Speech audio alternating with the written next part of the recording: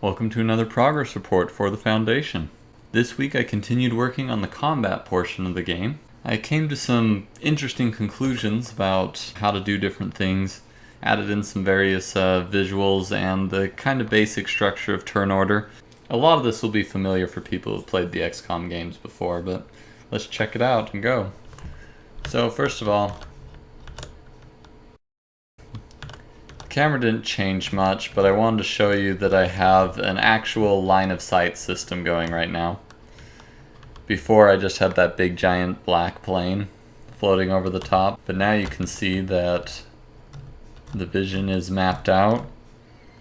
Both of these guys here, which are the task force guys, I took way too much time trying to find some free models to represent my guys here. But both of those guys can have their own cones of vision, and what is outside of your vision, as you can see, is dark, somewhat blurred. I might blur it a little bit more, but you can kind of see the faint outlines of what's there. And at least for the moment I decided to make it so that the walls never get hidden. I guess you can tell me whether or not you think the walls should actually get hidden or not. I thought it could possibly be a little bit difficult to see the map if you couldn't see the walls, but that might become a little bit more obvious what to do after some playtesting. So if I click a guy here, you can see I come in, and you can see if I turn, my timer goes down. If I walk, my timer goes down. Boom, I see that my mysterious evil flame capsule is sitting over there, the enemy I want to get. If I backspace up to the main map, you can see the flame capsule there. The enemy blocks line of sight. Your allies do not. And so now I can see that enemy and it's displayed on my map. I can also select another team member. Oops, maybe I want to go around to flank. So I come around here, boom. And you can see that when I run out of movement, it tells me, prompts me that I can backspace out, select another person. So maybe I do want to move this guy a little bit more. We'll just move him till I'm out. I can hit backspace, and now it notifies me that I have no more moves remaining. With that, I can end my turn.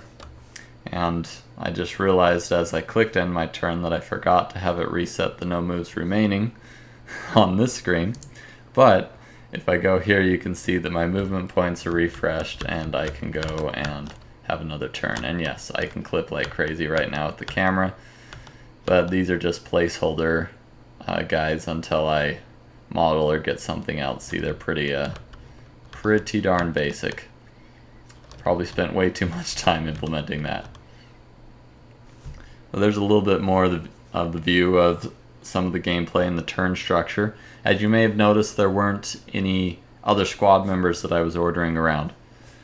I did a lot of design work this week, a lot of thinking and a lot of planning out, and probably no surprise for some of you that commented, but basically I came to the conclusion that that squad system, that it was very unlikely I would be able to, on an indie budget, make the AI good enough that it wouldn't be super irritating.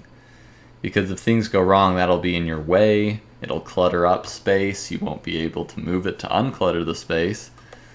Oh, and they probably would expose their backs to the enemy, get shot down, and even though they don't really matter, that still is frustrating to have your people get shot down and you have no real control over it. So I think I'm going to scrap the whole other squad members idea, because I just don't think it'll end up feeling good by the time I'm done, unless I spend a really long time by myself working on AI, which is probably a waste for this game. So that'd be a way to reduce scope.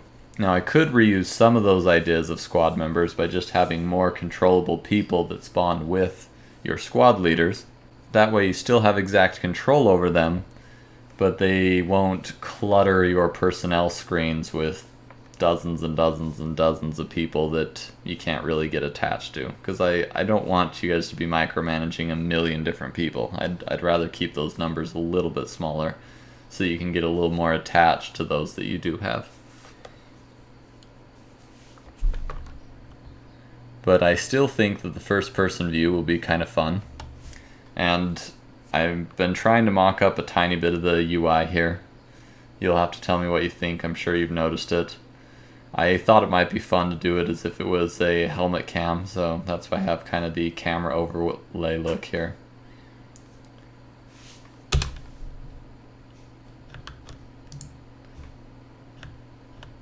So let me know what you think. And just in case I didn't call it out here, this is a poster I put up here. I actually kind of forgot I put it up here just for fun. I was testing decals. And this was posted on the SCP Reddit a little while ago. Just a fun little recruitment poster for the Foundation. So I was using it as a test decal. I will credit them in the video's description.